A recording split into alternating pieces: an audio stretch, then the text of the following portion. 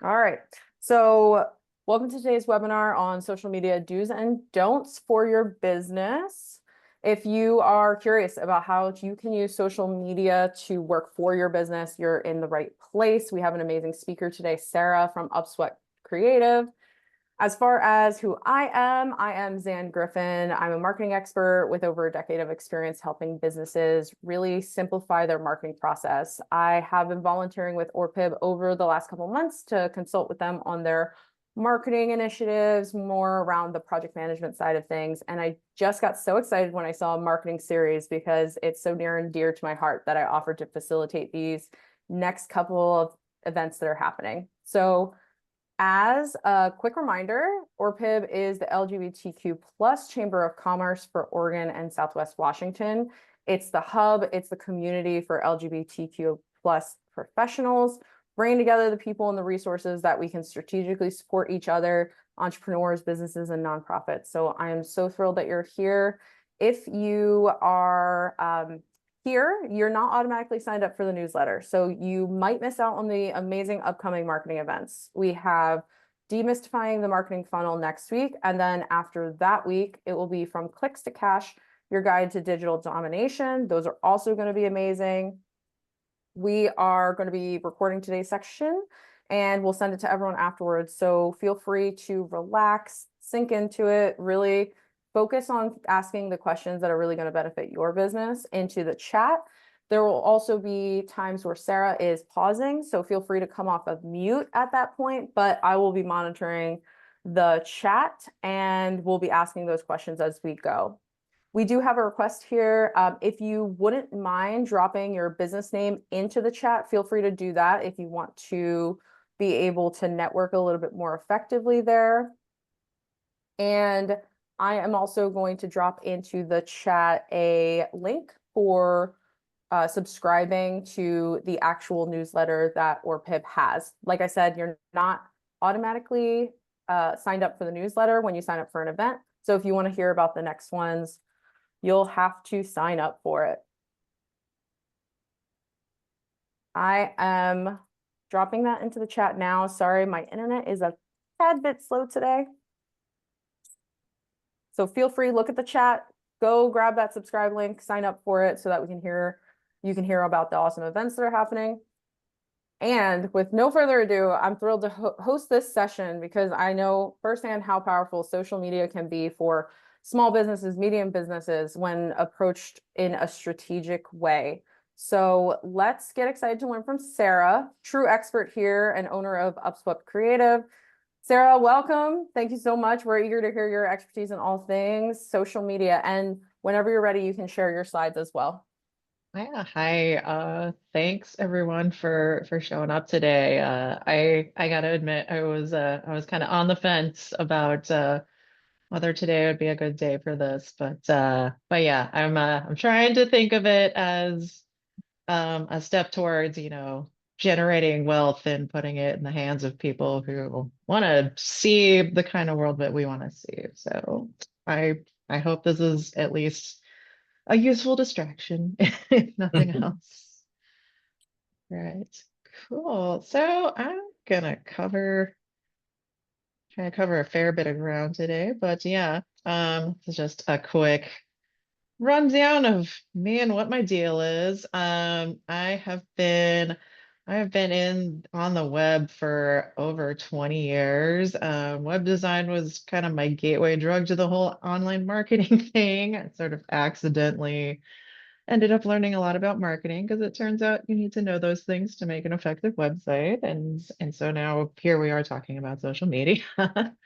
Um, but yeah, we tend to at Upswept, we tend to work with service-based businesses and a number of nonprofits. So we're really stoked to just work with people who are like helping others, whether that's like a one-to-one basis or on a wider scale. So yeah, that's what really lights me up. And yeah, if you have a cat or dog around and they bark, do not apologize. Bark or meow, I don't care. I want to see their faces. And yeah, I have a 3-year-old. I'm very tired. I'm even more tired today, but we're moving through it. Okay. All right. So, zooming out on at least online marketing, or at least, the corners of that world that I like to hang out in. Um, I I like to show this because it's often, I feel like these are components that really feed into each other. Um, a big part of why I got into social media is that I felt like websites and social media kind of need each other. Um, and a lot of times this is how social media is going to be a thing that can easily like feed into getting people on your website, feed into your email marketing so that people will subscribe to your list. Like there's just that discoverability piece on social that is different from a lot of other vectors. But yeah, the thing about the website is that that is ultimately where they decide to like take that action and be like, hey, I want to work with you. Hey, I want to buy your thing. And so social media, like it's kind of it's kind of the unspoken goal that like you want to like take people from social media to that website where they can make that final decision to take action. So your website needs that kind of help. And then yeah, email marketing, that's often where somebody who's following you on social, I mean, you're kind of coming up to the top of their minds every so often anyway, but yeah, email marketing is another bucket where, if they go on a social media detox, you'll still be able to like reach your audience, talk to them, remind them that you exist in that space, and just keep building that relationship, building yourself up as a resource. And then, yeah, we're here mainly to talk about social media today. And what a lot of folks think of when they think of social media is organic social media. So that's what we're focusing on for the purposes of this conversation anyway. And that's going to be, and yeah, that's basically where you're creating and posting content on your feed, and then it either gets seen or it doesn't. We all have experienced the dynamic of, posting things and then yeah, sometimes we get that fun little dopamine hit of lots of people liking our stuff, and sometimes we don't. But the nice thing about it is that if you have the time and the energy, you can do it for free, which is particularly great if you're early in your business. Because yeah, we're looking to get ourselves out there and get ourselves in front of new eyes. So to have a free channel to do that is really nice. Um, but there are things that a lot of social media experts are maybe a little more hesitant to tell you. One is that I feel like organic social media is often a slower burn. So if you're looking to find new customers in a hurry, organic social media is probably not the first place you want to go. It's definitely not going to be like your Hail Mary play. Unless you already have an established following and you've been putting out quality content consistently, it doesn't quite work like that. Your content is basically in the hands of the algorithm, which means results aren't going to show up overnight. And you might start seeing an uptick in like those early weeks when you like maybe have just started like getting really consistent or trying a new strategy. But it does kind of take some time for, the algorithms to figure out and your audience to really figure out what you're doing and really pick up on the fact that you're doing something new. And yeah, just for some context, with my team and I, we typically will like check analytics for our clients like once a month, but we're usually not expecting to see like, big and exciting results until like, probably the first 90 days. So we definitely like to give it some breathing room so that you can really see like reliable trends. But all of that is to say that you are going to be making an investment of time or money for a few months before it might before you see consistent returns. So it's gonna call for a little patience. So yeah, be emotionally prepared for that. Um, and yeah, going viral isn't something you can plan. I think we all know that on a certain level, but yeah, a lot of folks have that vision of like, oh, I've shared that pitch perfect piece of content and it's viral and everyone knows who I am now and they can't wait to hire me. And yeah, there may be steps that you can take to, maybe increase the likelihood of a piece of content getting really popular, but ultimately, you can't intentionally craft something to go viral. Like if your boomer boss is saying, make this go viral, it's like, sorry, dude, it's not gonna happen. It's actually pretty rare and really unpredictable. Like, for example, one time I had a weightlifting reel on a personal account of mine get like over 10,000 likes and like three times that in views. But that was on a personal account. Like if I could have like put that mojo towards my business Instagram, I certainly would have. But that's yeah. The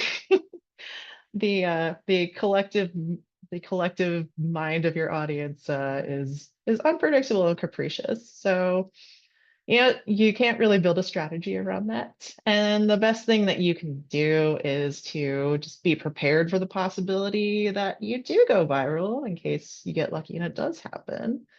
And yeah, and there are certain things you can do to do that. We'll get there.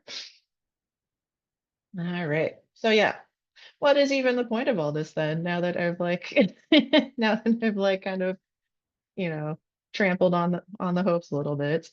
It is still a good vector to like get found by people who could be your ideal clients. Your message can potentially get found by anyone on the platform.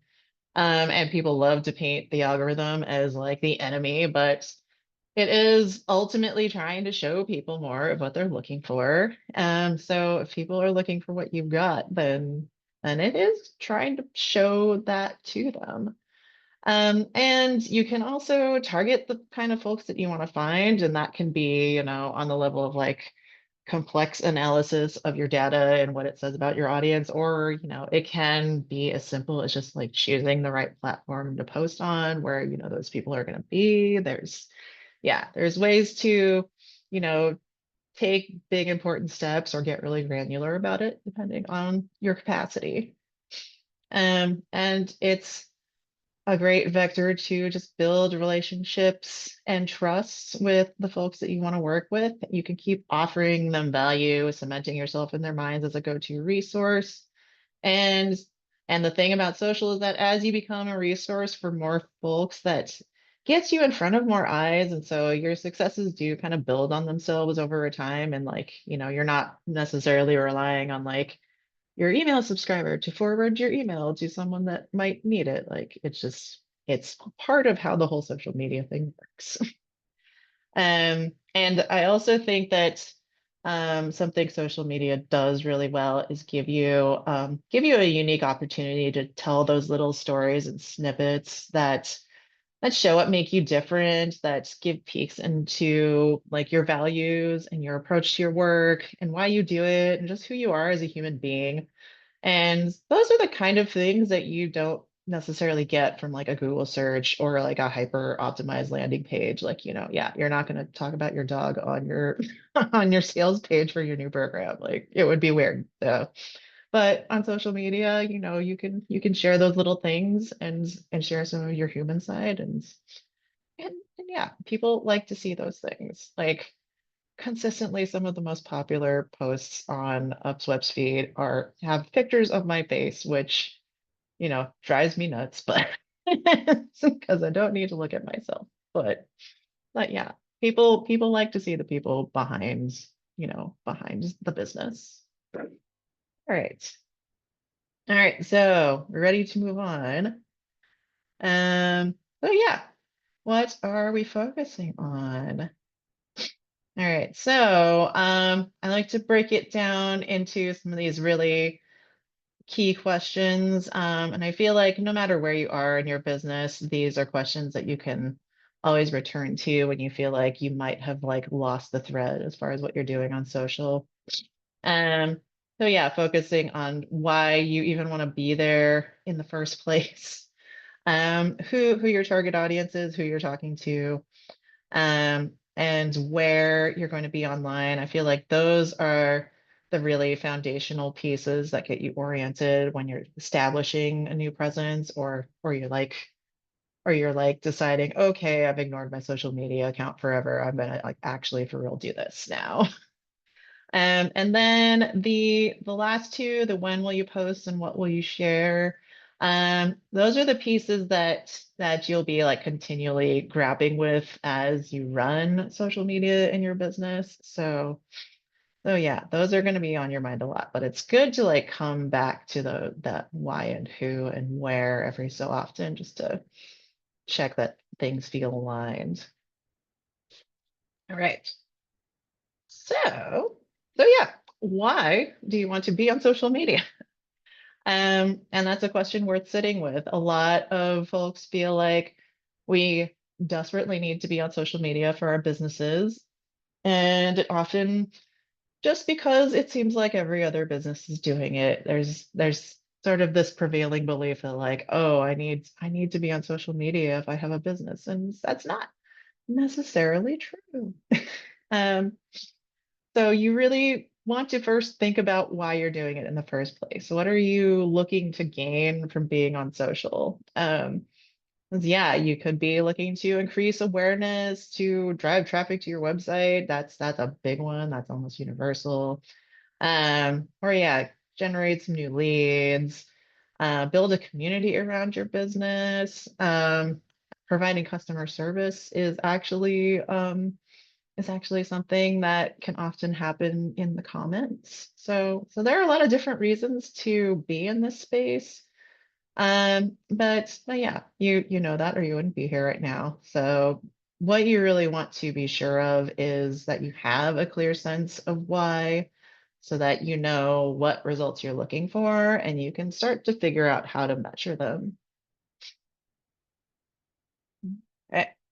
And I was just checking in on the chat. Yeah. Yeah, Yeah, I we had have a comment here that my problem is I don't want to be on social. One of the things for that I was thinking about, it's like you have to lean into where you're going to be the most consistent and where your audiences are. So that's definitely, I think, one of the things that Sarah's talking about with the why. And then David had a great question here. What are everyone's socials so we can at least get a few new followers? We can all help to support each other in that way, and we'll we'll look at that in a few minutes.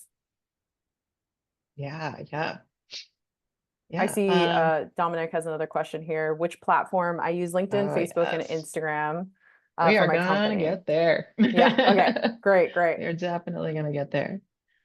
All right, cool. All right. And then yeah, who your target audience is, that's gonna inform a lot of the questions that follow this. And I imagine that, as business owners who, have to like think about how to market your business and who you're serving, you've probably already dug into this some. I'm of the opinion that demographics are boring and psychographics are where it's at, but yeah, if it's useful, if it helps you wrap your brain around things, you can be thinking about like the age and gender and all of that. Location is actually a useful thing to think about because, particularly if you like have a brick and mortar, you can take into account like, oh, I'm specifically looking for people in my local area, and that can be helpful both for like social and for like search engine optimization. That's a whole other can of worms. Um, but yeah, really like think about what they're interested in, why they're interested in these subjects, where do they usually hang out online, what time are they online? Like are they, looking on their lunch break? Are they like doom scrolling before bed? Like it's like think about the habits that they might have, and yeah, just what they might be looking for, because that's where you start to like figure out and then make the right choices as far as where you want to show up. Yeah. Are there any questions so far?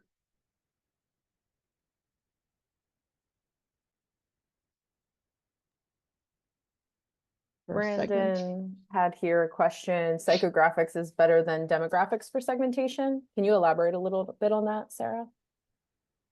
Yeah, I think that if we're talking about segmentation is more something that comes into play with ads, and since we're talking about organic, I'd like to focus more on the mindset pieces, because those are usually the things that get the engagement that you're looking for, that gets more eyes onto your account. So yeah, I think it's worth thinking about demographics if you're looking at like running social ads or anything of that sort. But yeah, I feel like the psychographics are often more helpful when it comes to determining what content you're going to put out there, where you're going to be. All right. So I know we had a question about where we're going to be online. So yeah, first and foremost, you do not have to be on every single social media platform. And in fact, I don't recommend it for most small businesses. So you're really much better off choosing the platforms that best align with your goals and your available resources, which we'll also talk about in a bit, and also serve your target audience. And the fact is, I say this because yeah, when the resources factor comes into play, where we feel, this is what it's like running your own business. Like you're often going to feel stretched for time, stretched for resources, stretched for creativity. And in those moments, you're going to be better served by showing up in a quality way on like one platform or maybe two versus like trying to do sort of like the spray and pray fire hose thing and and just trying to be everywhere, but not necessarily doing any of them particularly well. So I think focus is really what serves us, particularly in those difficult moments where we feel really stretched thin. So yeah, you'll want to take some time to like research who's online and where they are.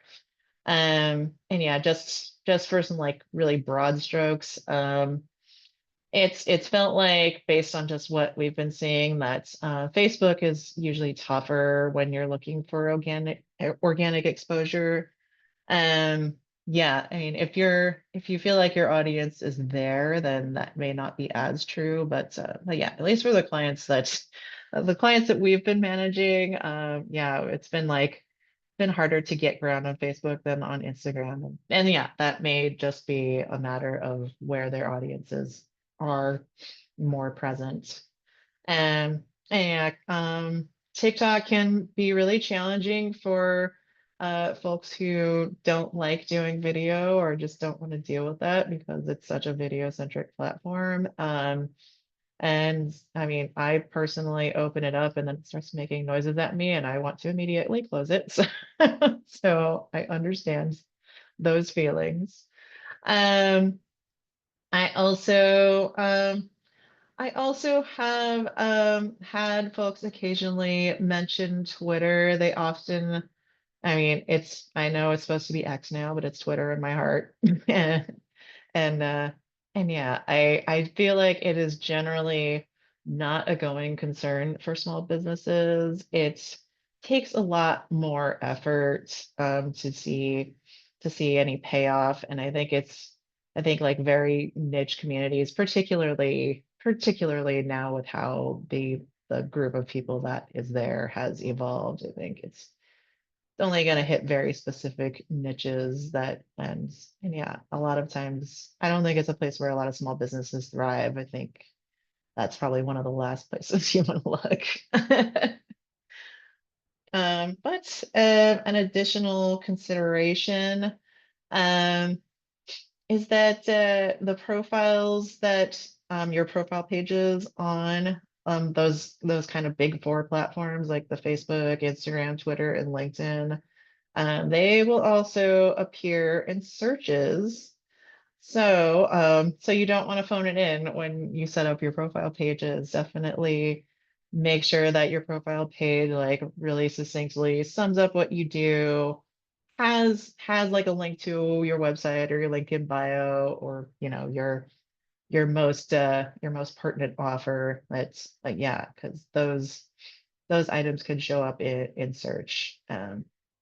Which is a nice added bonus. So sometimes it's worth being there. Also, we oftentimes, if someone wants to be on Instagram, we're like, we might as well run your Facebook too, because they're both owned by Meta. So it's relatively low impact to do both versus like Instagram and LinkedIn, for example. So, but yeah, there are a lot of considerations, but those are just a few.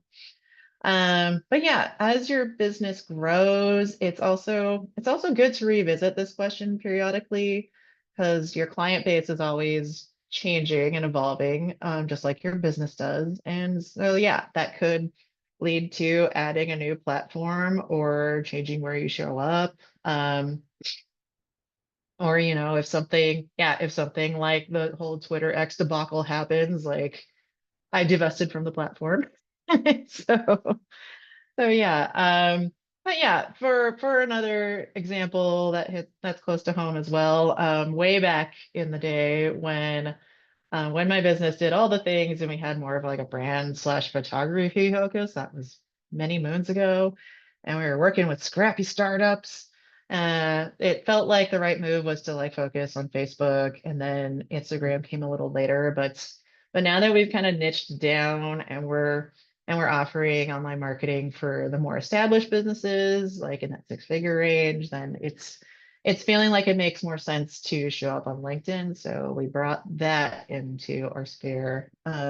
So yeah, it's definitely worth considering, worth reevaluating, like where your business is at, where your audience is at. Do you still want to get to the same things that you used to want from social media when you first started out? All right. I will pause to look at some questions.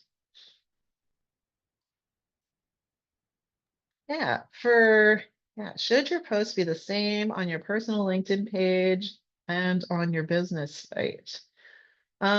Yeah, that's LinkedIn is kind of an interesting animal that way. In that I feel like it's happened more than once that we've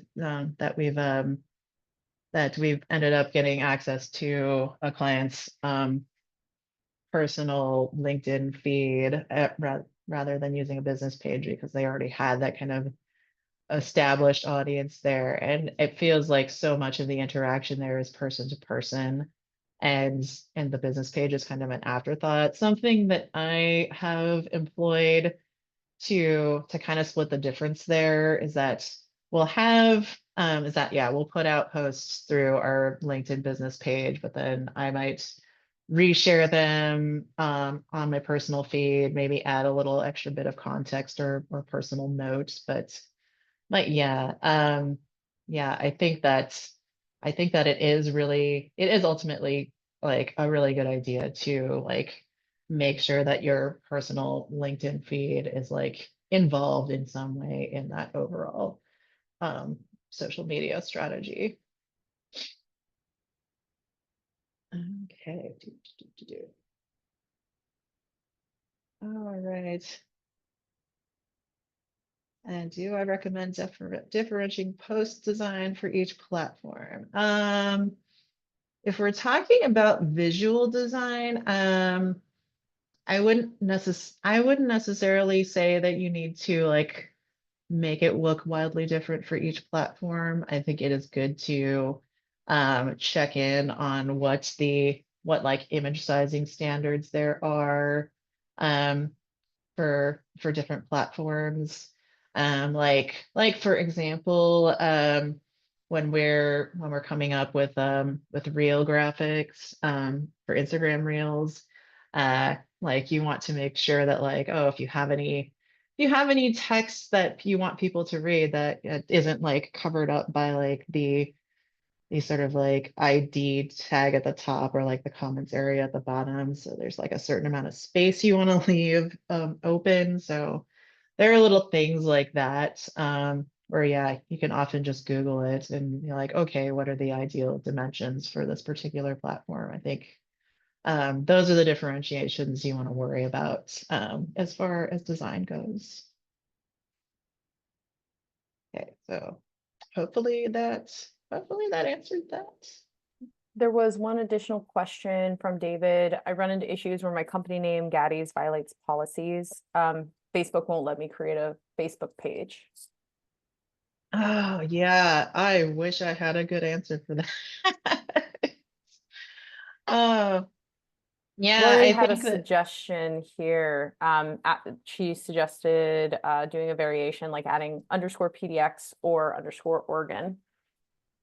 yeah, I think that would probably be the first thing I would try as well is yeah, coming up with some kind of variation to work around it. But yeah, Facebook has some absurd policies, and some kind of yeah, and it's just kind of absurd to work with sometimes. Like Meta Business Suite makes me want to just throw my computer out the window sometimes. So so yeah, I would say try some variations and see if you can get those through. But like, yeah, I understand your frustration. Okay. All right, so getting into when you're going to post on social. So, so the biggest thing that I want to say, like right up front, is that you want to be consistent above all else, especially when you are just out with a new account or starting into a new strategy. Because both the algorithm and the people who might want to follow you they're going to want to know that they can expect to see things from you regularly. So, that means that, posting every day for a week and then kind of forgetting about it for 2 months that's not going to serve you. I mean, you might have already learned that the hard way, because I know I have. So you want to choose a schedule that is going to be sustainable for you specifically when you are starting out. And if you can just post once a week, that's great. If you can post 2 to 3 times a week, that's even better. Don't feel like you need to post every day because you really don't. It's very, I think you have to have like an organization of like a certain size before that really becomes pertinent. Like for example, we have one of our clients is an organization that they have like several active campaigns in different areas going on at once. And so yeah, for them we're like scheduling things daily because there's like breaking news or sign this petition or all of these little action items that they have to share. But again, they're like a good sized organization and most small businesses are not going to need to be involved that intensely. Um, yeah, and if you've been at this for a while, another dimension of the when question is the days and times that you choose. And then each platform is going to have, some suggested best times to share content, but you don't necessarily want to just go by that because you do want to be thinking about your target audience and their unique behaviors. So going back to, that who question and like, oh yeah, who's my target audience? When are they online? What are their habits? And the cool thing is that you can learn that by watching your analytics over time, as long as you are like actually keeping a consistent posting cadence. So, so basically you want to like look at what the data is showing you, find out when your audience is going to be the most active online, and you create that posting schedule and make sure you actually stick to it. And then you can adjust and adapt as needed, based on what the analytics keep showing you. Again, like you just check in on that like once a month, and that's plenty. Additionally, I super recommend a scheduling tool just so you don't have to go onto each platform on posting day, that you can just do it all ahead of time. Not only so you can just like schedule a bunch of things in one go, but also because a lot of them, after they have like a certain amount of data from your feed, it's going to like start showing you like, oh, yeah, a lot of your users are on at like 11 a.m. on Tuesdays, and like show you suggested times within the scheduler. So that's actually like super helpful, and also like makes it easy to like see that information at a glance. So yeah. And I'm going to anticipate a question. Some of my favorite scheduling tools, later is one that I like quite a bit. We use Metricool, for all of our projects. And then yeah, I think later and Metricool are our two favorites. Are there really bad times when we should not be posting? Um, so yeah, I would say yes. It's essentially, if your audience is not online, then at a given time, then you probably don't want to be posting during that time.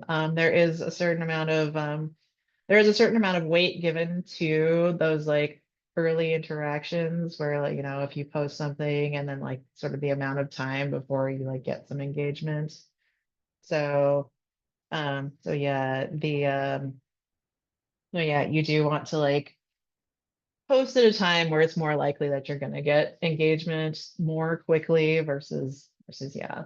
But again, there can be weird outliers sometimes. Like sometimes posts, depending on who you're focusing on, like you could have a post that does really well on a Sunday, if you're in a particular niche. So yeah, there's a certain amount of experimentation involved, but yeah, if it's like 3 a.m. And your audience is all in bed, then yeah, you don't want to be putting out a post. And yeah, Metricool, I will type it in the chat tool too. Oh, thanks. Autocorrect later. Yeah, later is the other tool that I mentioned. Yeah, and I've got a really good tool. Any other questions before we move on to the really large question?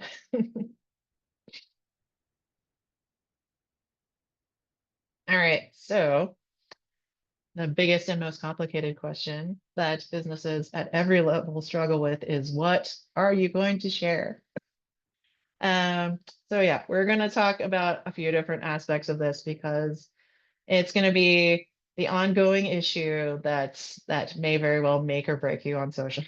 So we want to make sure that you feel like prepared to handle it. So, uh, time is a huge blocker for a lot of businesses. So yeah, there are a few ways to help deal with this, or at least ease the pain a little bit. Yeah, first and foremost, particularly when you're starting out, I say gather your resources, and I am talking about photos, I'm talking about video, and I'm also talking about people.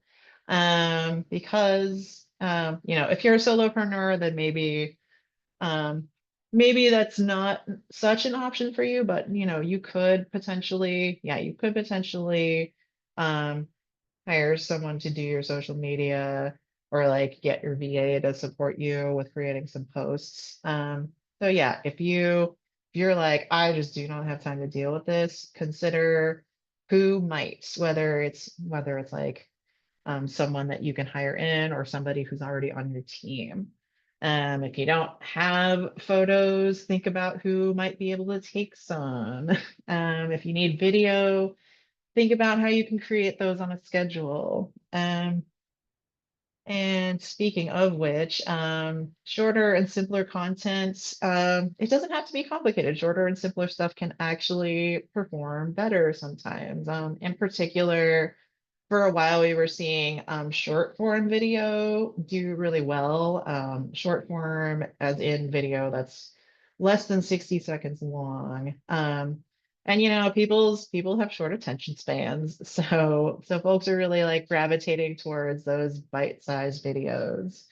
And the nice thing is that almost a third of short form videos get watched like close to all the way through or all the way through. Um, and yeah, as someone who like shamelessly skips ahead to the next thing after I get the gist of a video, it's a big deal when I watch one all the way through. And the social media platforms like keep track of that too. They'll keep track of like, whether someone watched like the first 5 seconds of your video or if they watched like, 53 seconds out of the full minutes. So that all works in your favor, the amount of the video that they watch. And yeah, we've also seen good performance on video that's as little as 7 to 10 seconds long. So yeah, you could very easily like take a longer video and chop it up into smaller ones that you can share over time. So yeah, you do not need to write a novel every time you try to create a post. Um, I definitely recommend setting up templates. Not only to make graphics faster, I mean, it's definitely a huge help in that regard. So that alone should be motivation enough. But it's really common practice for those of us who do social media professionally. Um, and yeah, basically, if you're taking a few minutes to set up even one or two templates, it's that much less time you'll have to spend thinking about what the design should look like for every single video that you post after that. Um, and it's also going to give you more visual consistency across the platforms that you're showing up on. So that's going to make you just a little more memorable and sticky in the minds of the people who are seeing your content. And I think the biggest time-saving thing we can do is content batching. And so if you've dealt with social media at all, you've probably heard the term before, but it's basically the idea of, sitting down and creating all of your posts for the next 2 weeks or the next month or whatever time period feels, achievable and reasonable, and just doing it all at once. And that's going to be way easier than signing on to your social platforms every other day and trying to come up with something new. And oh gosh, maybe I forgot about it and it's 4:15 and I have to come up with something at the end of my day. Like no one likes that. Um, but yeah, it's something that you can also do for social video too. So it not only works for written, it also works for other formats. Like I mentioned above, you could like shoot one long video where you cover multiple points and break it up into short form videos. Um, I also, for example, there's a concept of B-roll where it's kind of like the opposite of like the talking head video where you're showing footage of like maybe some part of your day or like maybe you're getting a cup of coffee or something like that. But yeah, one morning I was able to like do a little point of view walking into my office and then a clip of the coffee robot making my mocha and then a clip of me putting all of my ADHD urge to have three beverages at one time, like putting them all on my desk. Like, and so I got like three little videos in probably like 5 minutes. So it doesn't have to be something that's super perfect and that takes up your entire day. Like it can be like easy to do in these little snippets, and these little bundles as well. Okay.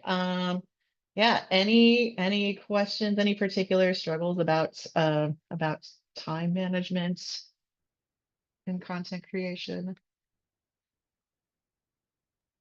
I just had a quick comment on the being perfect kind of side of creative. So one of the things that you'll see is that people actually don't trust the perfect content as much. So when you are a little bit more human, just like, showing what it really looks like and not having to clean up everything, it actually does perform better because, like Sarah was saying before, people want to buy from humans. And so showcasing what it really looks like is a way to connect with people. Absolutely. Yeah, we struggle with content ideas. Oh, I love a good segue.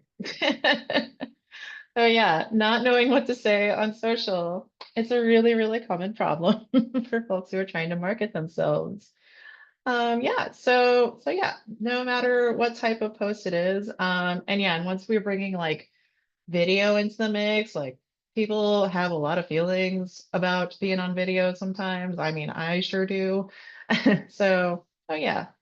But yeah, there's a lot of just pressure to like share something useful or funny or relatable, and you're here to do your job. You started a business to do a thing that you're excited about, and you're up to your eyeballs in it, and it's hard to know where to start or what to say about it. So, oh yeah, I have a few different things to like help jog your thinking a little bit.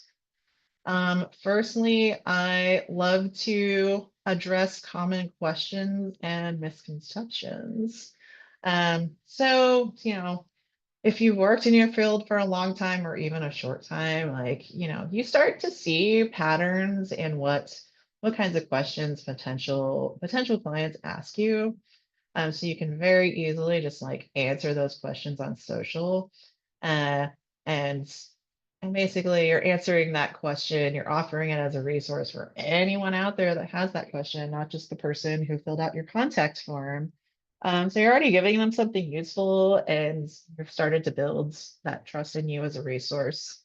Um, and yeah, if you're not sure what folks want to know about, you could easily share a post just asking people what they want to know.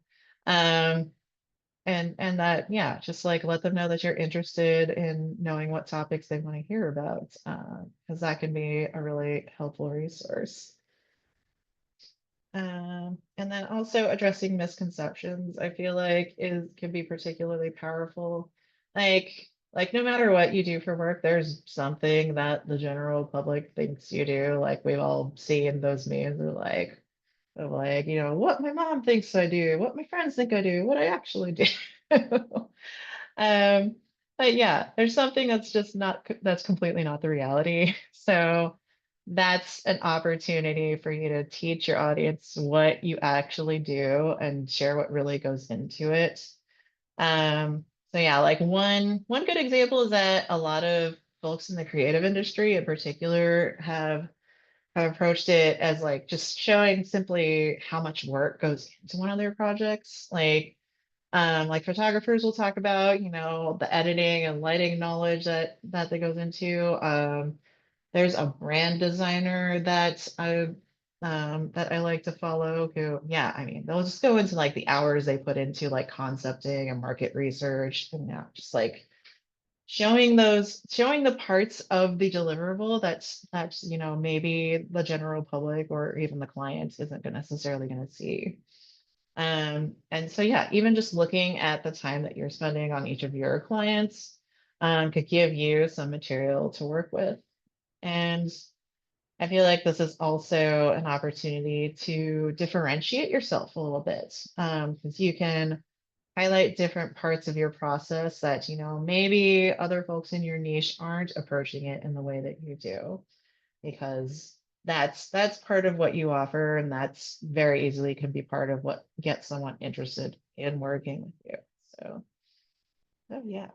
um yeah, I love educating people about about what I do. So yeah, I think that yeah, addressing common questions and misconceptions is like a really good way to do that. I think it's also like low key a time saver because yeah, if you answer someone's question on social media, then they're not gonna, come over and ask you about it. You can just get right to like, okay, what's it gonna be like when we work together? Oh yeah, yeah. Saving time is great.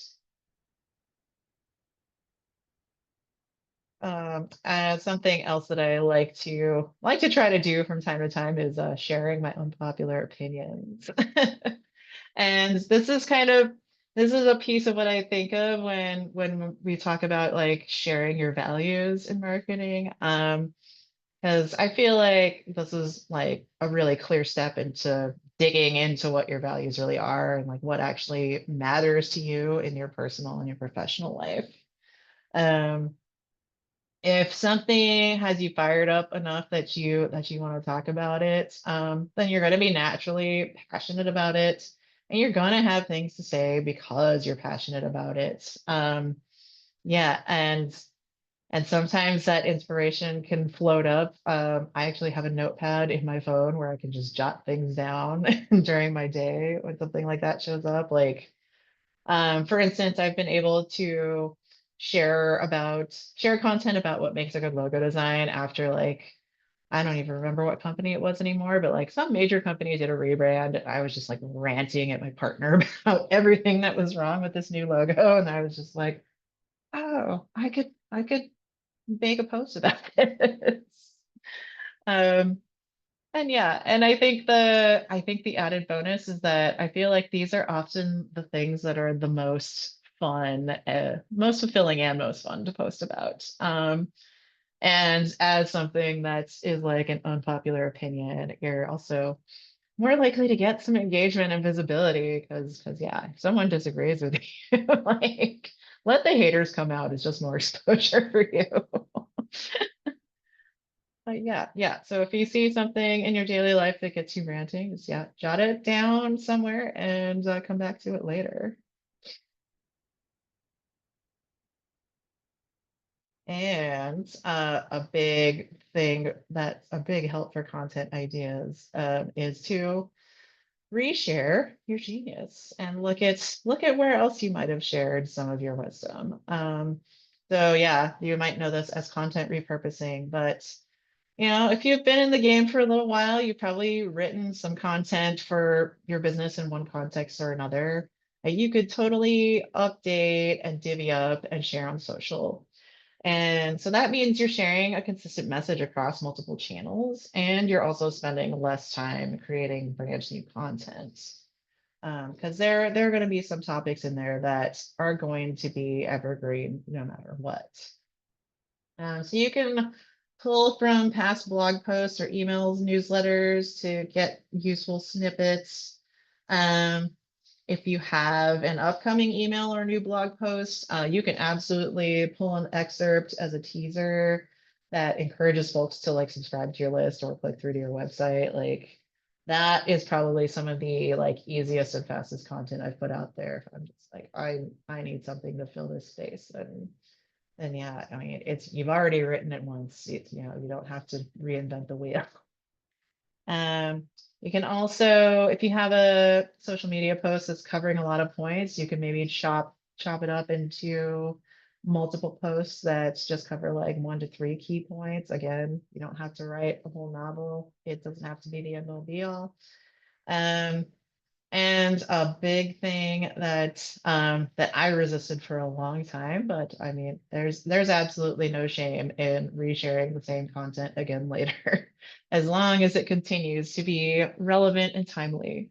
So you're going to be gaining new followers all the time, and I mean, this new person that has followed you is not going to scroll back through your feed to read what you posted back in April. So you can really easily like take a piece of content, choose something that performed well previously, and you know, just give it a once over, make sure that it's up to date as far as like your voice and your messaging. And you know, maybe if you feel so moved, you could change up the graphics or video, maybe make it a carousel instead of a reel or vice versa. But yeah, you can absolutely you're it's a natural dynamic of business that you're just kind of saying the same thing multiple times. So it's okay to do that on social media. It's particularly if something has previously been successful. Use it again. Build on that success. Okay. All right. So I just talked a lot. Any questions around content ideas?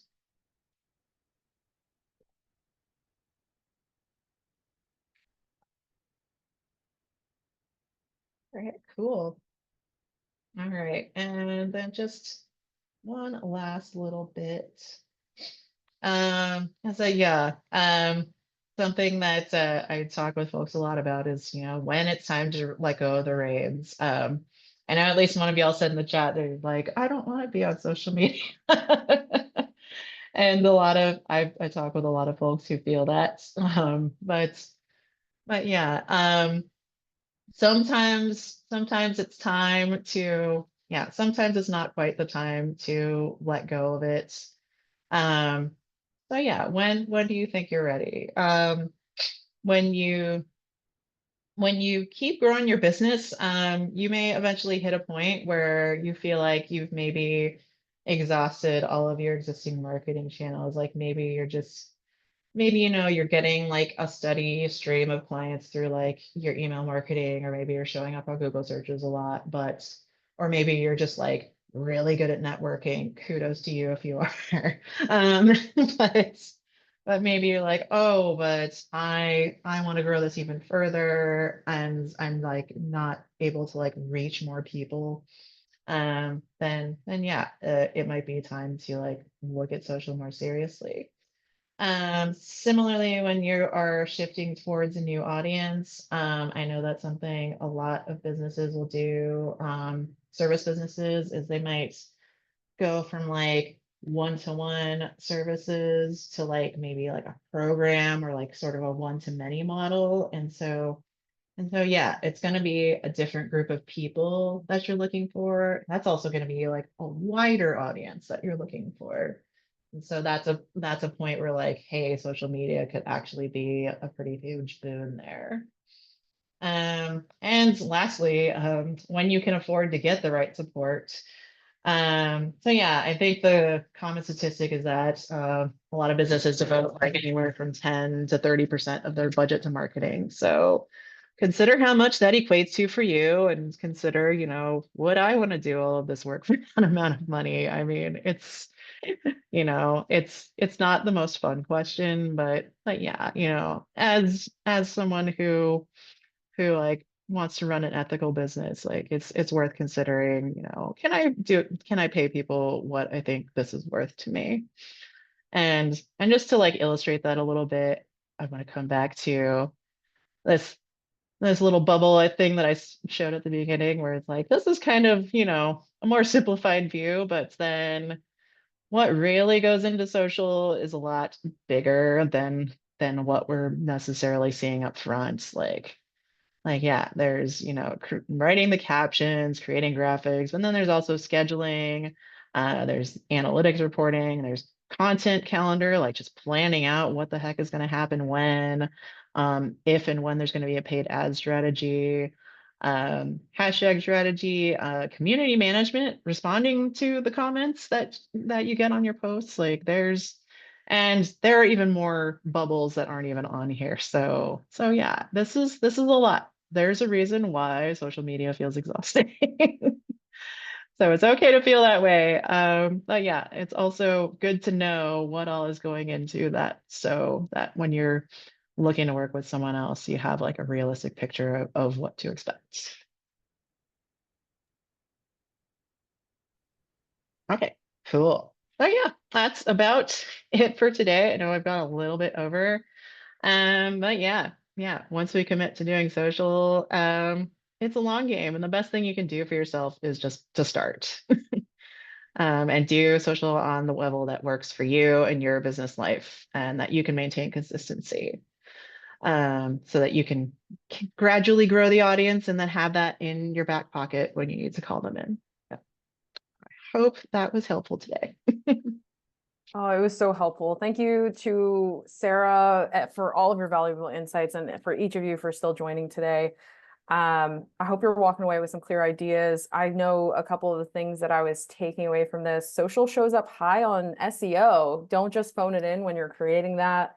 People like seeing humans. So being authentic in that content. Can't force the virality to just happen.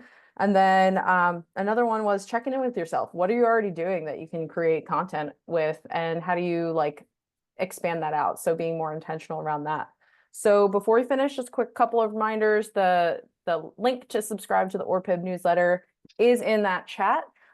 Please sign up for that so that you can hear about the next events. We have Demystifying the Marketing Funnel next week, and From Clicks to Cash, Your Guide to Digital Domination.